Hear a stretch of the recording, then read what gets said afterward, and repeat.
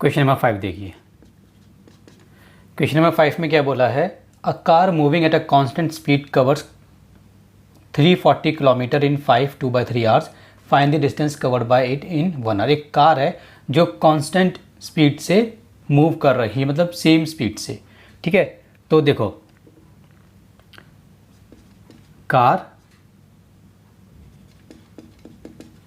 Moving with constant speed. ठीक है, car है हमारी कैसे मूव कर रही है, कांस्टेंट स्पीड से। तो डिस्टेंस कवर्ड इन किस में भाई, डिस्टेंस कवर्ड इन 5 2/3 आवर्स में कितना डिस्टेंस कवर किया है इसने, 340 किलोमीटर। ठीक है, ये समझ में आ गया। तो टाइम कितना हो गया, ये कितना टाइम है, ये टाइम है हमारा 3 5 15 to 17। ठीक है, तो ये हमारा 17/3 आवर्स में कितना डिस्टेंस है भाई, 340 किलोमीटर है सर। डिस्टेंस कवर्ड इन ये हो गया। ठीक है, हमें निकालना है 1 आवर में। देखो हमें निकालना है 1 आवर में। अब समझ नहीं आ रहा 1 आवर करें कि करें, ये कैसे निकाले, तो सिंपल से काम करो, इसको मिनट्स में कन्वर्ट कर लो। So distance covered in 17/3 hours को मैं 60 से मल्टीप्लाई कर दूंगा तो पूरा आंसर क्या तो बन जाए मिनट्स में। मिनट्स में आ गया, कितना होता है 340 किलोमीटर। देखो जी 1 आवर में कितने होते हैं 60 मिनट, तो 2 आवर में कितने होंगे 2 × 60, तो 17/3 आवर में कितने होंगे 17/3 × 60। 60 से मल्टीप्लाई करना है, यहाँ जो होगा वो यहाँ आएगा। देखो 1 आवर में कितने होते हैं 60, यहाँ पे 2 था तो 2 आ गया, ये है तो ये आ जाएगा, 4 होगा 4 आएगा, 5 होगा 5 आ जाएगा। ठीक है, इस तरीके से आएगा।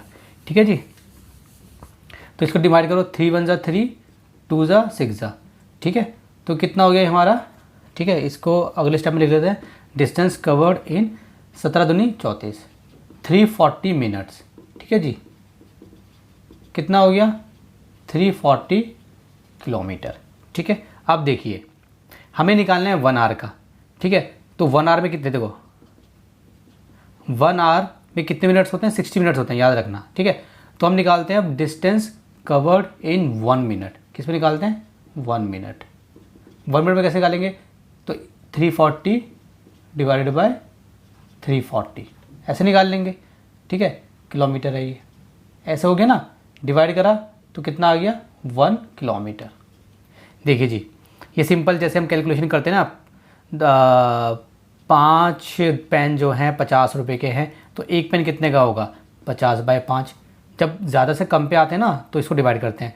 ठीक है, कम से ज़्यादा पे जाते हैं तो मल्टीप्लाई करते हैं। तो 340 मिनट में 340 है तो 1 में कितना होगा, डिवाइड कर देंगे 340 से। ठीक है, अब जब 1 में आ गया, अब मुझे 1 से दोबारा ज़्यादा में जाना है, मुझे 60 मिनट से निकालना है तो मल्टीप्लाई करेंगे। नाउ डिस्टेंस कवर्ड इन 60 मिनट, 60 मिनट्स कितना हो जाएगा, देखो 1 मिनट में 1 किलोमीटर है, 60 में कितना हो जाएगा 60 × 1 = 60 किलोमीटर। सो डिस्टेंस कवर्ड इन 60 मिनट मतलब 1 आवर होता है, 1 आवर = 60 किलोमीटर। ये हमारा आंसर हो गया क्वेश्चन नंबर 5 का। ठीक है जी, क्वेश्चन नंबर 6 करते हैं। The area of a rectangle दिया हुआ है, तो लिख लीजिए पहले, एरिया ऑफ अ रेक्टेंगल कितना दिया हुआ है हमें 25/7 मीटर स्क्वायर। ये हो गया एरिया ऑफ रेक्टेंगल। लेंथ हमें 6 2 बाय, लेंथ हमें दी हुई है, लेंथ ऑफ अ रेक्टेंगल कितनी है जी 6 2/3 मीटर। ठीक है, चलो इसको सही कर लेते हैं। इसको ये कितना हो जाएगा हमारा 7 दूनी 14, 140 + 5 145/7 मीटर स्क्वायर। ये कितना हो जाएगा 6 × 18 20, 20/3 मीटर। हमें निकालनी है ब्रेथ, तो देखिए यहाँ पे लिख देते हैं ब्रेथ हमें निकालनी है ना, ब्रेथ ऑफ अ रेक्टेंगल ये हमें निकालनी है। एरिया ऑफ अ रेक्टेंगल, इसका फॉर्मूला क्या होता है बच्चों, इसका फार्मूला होता है लेंथ इंटू ब्रेथ, सबको पता होगा। एरिया ऑफ रेक्टेंगल कितना दिया हुआ मुझे लिख लीजिए, जितना दिया हुआ है ये दिया हुआ है। लेंथ कितनी है, लेंथ एरी, ब्रेथ कितनी है पता नहीं, तो उसी जगह बी छोड़ दो बस, ठीक है। L for length, B for breadth, ठीक है, ठीक है। सबसे पहले मैं आपको एक चीज़ बता दूं, देखो मैंने आपको बताया था ऐसे ऐसे कट जाता है, ये ऐसे ऐसे कट सकता है, ऐसे ऐसे 5 4 ज़ा 20 और 5 2 ज़ा 10 5 9 ज़ा, ठीक है, ऐसे कट सकता है, ये मैंने आपको बताया था पहले भी। सो 29 अपॉन में 7 मीटर का स्क्वायर इक्वल्स टू 4 अपॉन में 3 मीटर मल्टीप्लाई बी। ये कटता है ना, जैसे अगर बीच में ये है, ठीक है, इक्वल्स टू का ये इक्वल वाला साइन, ठीक है, तो ये करते हैं आपस में और नीचे नीचे वाले करते हैं, तो 3 और 7 तो कट नहीं रहे, एक टेबल में नहीं आते। अब इसके बाद हमें देखो क्या करना है। अच्छा मीटर से मीटर भी कट जाएगा, देखो इस मीटर से ये खल्लास, ठीक है, ये खल्लास ऐसे, देखो मीटर स्क्वायर और मीटर को हम डिवाइड कर रहे हैं, तो मीटर स्क्वायर को मैं ऐसे लिख सकता हूँ, इसको मैं ऐसे लिख सकता हूँ, इससे ये काटा तो कितना बचा मीटर, ठीक है। तो इसको अगर आप ऐसे काटोगे ना तो ये खाली बस मीटर बचा, तो ये भी एक काटने का स्टाइल होता है, ठीक है, सीख लो ये स्टाइल वगैरह। मीटर बचा, अब कितना हो गया 29 अपॉन में 7 मीटर, ठीक है। चलो इसको मल्टीप्लाई कर लो 4/3, ये 4b कर लो ऐसे 4b, समझ में आ गया। अब 3 को हम ऊपर भेज देंगे, क्रॉस मल्टीप्लाई कर देंगे, 7 को यहाँ भेज देंगे, तो 3 यहाँ पे जाएगा, सो 29 × 3, ठीक है, मीटर तो पहले से ही है। अब यहाँ पे कितना है 7 × 4, b तो पहले से ही है, ऐसा हो गया। अब देखिए इसको ऐसे लिखेंगे 29 × 3 मीटर, हमें b निकालना है ना, तो b के साथ क्या क्या है, b के साथ एक तो हमारा 7 है, एक हमारा 4 है, कहीं पे लिखा है 4b, इसका मतलब क्या है 4 × b, तो मुझे b निकालना है, b को यहीं पे छोड़ दो, ये सारे मल्टीप्लाई में तो नीचे आके डिवाइड में हो जाएंगे, वेरी सिंपल है, काफ़ी बार सिखाया है आपको। ये हो गया b, ठीक है, तो इसको सॉल्व करते हैं। 29 × 3 कितना होता है मेरा 87 होता है, ठीक है। अब मैं यहाँ पे कर देता हूँ थोड़ा सा क्वेश्चन, ठीक है, कितना होता है 87, सो ऊपर आ गया मेरा 87 मीटर, नीचे कितना आ गया मेरा 28, मेरे किसके बराबर है b, मतलब b मेरा इतना आ गया, तो इसको और सॉल्व कर लेते हैं। 87 और 28 मिक्स में निकालेंगे क्योंकि मिक्स में दिया हुआ था ऊपर, ठीक है। देखो 28 को मल्टीप्लाई करोगे 3 से तो आता है आपका 84, 3 से करा तो कितना आया 84, कितना बच गया 3 बच गया।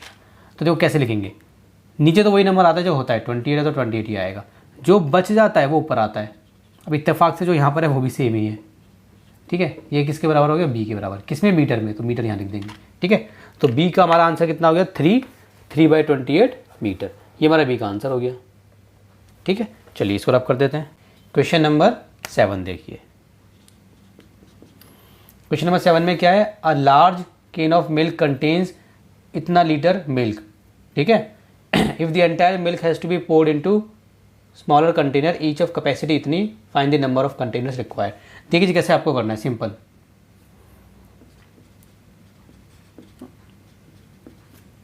पहले आपको ये लिख लेना जल्दी से, ठीक है। कितना है इसमें 10 1/3 लीटर्स, ठीक है, ये हो गया हमारा मिल्क।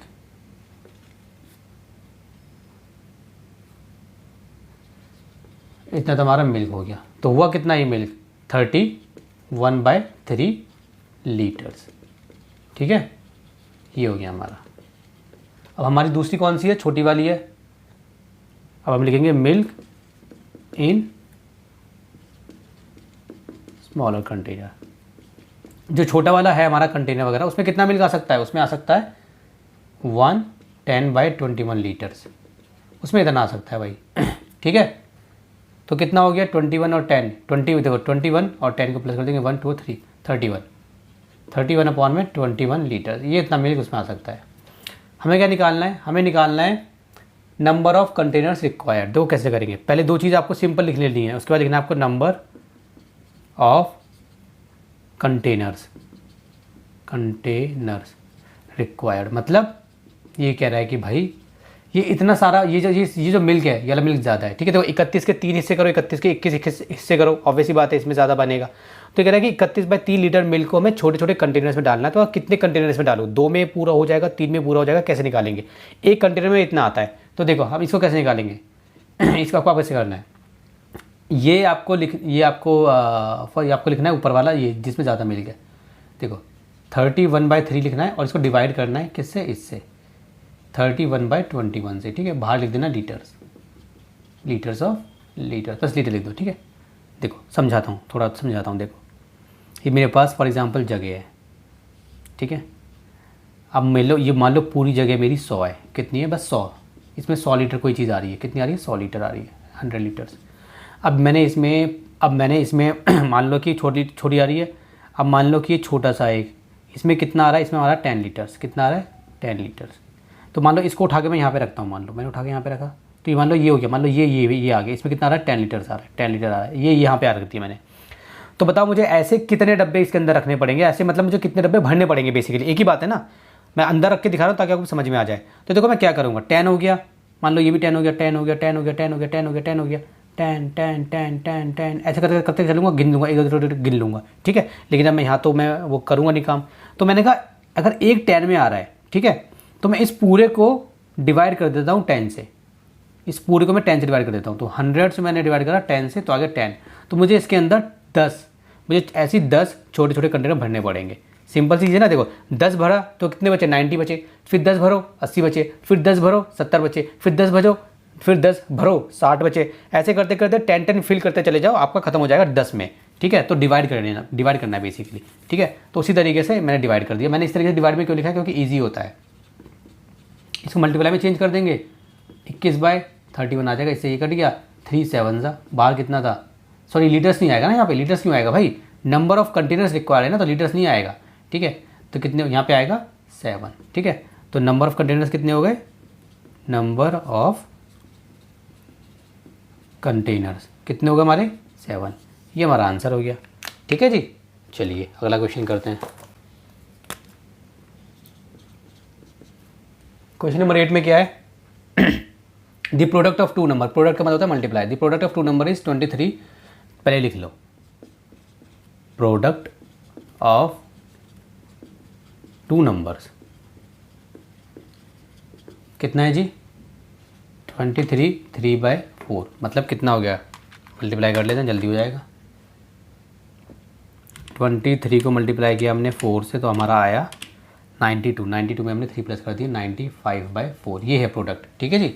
उसके बाद इसने क्या बोला है, if one of the numbers is इतना, वन ऑफ द नंबर्स, इसका मतलब क्या है, नंबर्स मतलब कितने नंबर से, दो नंबर में से एक नंबर कितना दिया हुआ है हमें, 6 11/14, 14 × 6 84 + 11 95, कितना हो गया 95/14। कौन सा बड़ा है बताओ कौन सा बड़ा है, ये वाला नंबर बड़ा है। कैसे पता, देखो जी सिंपल है ना, जब ऊपर के नंबर सेम होते हैं, देखो 95 के 4 पार्ट्स करो तब छोटा नंबर बनेगा, या 95 के 14 पार्ट्स करोगे तब छोटा नंबर बनेगा, उसमें छोटा नंबर बनेगा 99 के जब अच्छा मैंने सिखाया भी था ये एक क्लास में कि कैसे निकालते हैं फ्रैक्शन, कौन सी बड़ी है कौन सी छोटी है। जब ऊपर का नंबर सेम होता है ना और नीचे का जो ज़्यादा होता है वो नंबर छोटा होता है, ठीक है। ये हो गया, हमें क्या निकालना है, फाइंड द अदर। अब हमें निकालना है अदर, हमने कहा लेट अदर नंबर बी, हमने उसको एक्स मान लिया। अब देखो 80Q मतलब अकॉर्डिंग टू क्वेश्चन में उसने क्या बोला है, the product of two number, मतलब एक नंबर हो गया हमारा, कोई सा भी नंबर पहले लिख लो कोई बात नहीं, चलो ये एक नंबर हो गया हमारा, ये वाला एक नंबर हमारा ये हो गया, मल्टीप्लाई, दूसरा प्रोडक्ट मतलब मल्टीप्लाई, दूसरा नंबर हमारा ये हो गया, कितना ये हमारा 95/4 है, ऐसे ही होता है, ठीक है। अब देखिए इसको प्लस, ये देखो पहले सिंपल करके दिखाता हूँ आपको ताकि आपको समझ में आए, ठीक है। चलो यार यहाँ से मैंने आपको पहले सिखाया तो था, देखो मैंने सिखाया था ना, अगर ये सेम होता है तो ये मतलब ये और ये डिवाइड होता है, सेम हो या सेम टेबल में आता है डिवाइड हो जाएगा, 95 1 जा 95। अच्छा ये हो जाएगा, देखो 2 2 जा 4, 2 7 जा, समझ में आ गया। तो यहाँ पे क्या बचा, x को मल्टीप्लाई करेंगे तो ऊपर x हो जाएगा, 1x को हमेशा x लिखते हैं, 1a को हमेशा a लिखते हैं, 1c को हमेशा c लिखते हैं, मतलब 1 को नहीं लिखते, 1 को नहीं, जिस तरीके से नीचे 1 को नहीं दिखाते उसी तरीके से मल्टीप्लाई में अगर 1 होता है वेरिएबल के साथ नहीं दिखाते। तो x/7, यहाँ पे कितना है 1/2, यहाँ पे तो 1 दिखाना पड़ेगा भाई क्योंकि वेरिएबल थोड़ी है, ठीक है। अब देखो अब क्या करो, सिंपल इसको यहाँ भेज दो, मुझे x निकालना है ना, 2 को यहाँ मत लेकर आओ, बस इसको यहाँ भेज दो, तो मैं यहाँ पे कर रहा हूँ। तो अब x तो अपनी जगह पे रहेगा ही, देखो x तो अपनी जगह पे रहेगा, 7 वहाँ पे चले जाएगा, डिवाइड में तो वहाँ पे डिवाइड नीचे है तो ऊपर चले जाएगा, है ना, 7/में कितना है 2, देखो डिवाइड में था ऊपर जाके मल्टीप्लाई हो गया, देखो 1/2, ये यहाँ पे 1/2 था ना, इसने बॉर्डर पार करा तो ये मल्टीप्लाई हो गया, तो कितना हो गया 7/2। इसलिए हमने डायरेक्ट इसको ऐसे लिख देते हैं, ठीक है, डायरेक्ट ऐसे लिख देते हैं मल्टीप्लाई करके। तो x कितना आ गया 7/2, तो 7 है, यहाँ पे 2 है, मिक्स्ड में था, 2 3 जा 6 1, तो कितना हो गया, नीचे तो 2 ही आएगा, जो बच गया वो ऊपर आ जाएगा और यहाँ पे आ जाएगा 3। तो ये हो गया हमारा आंसर, ठीक है।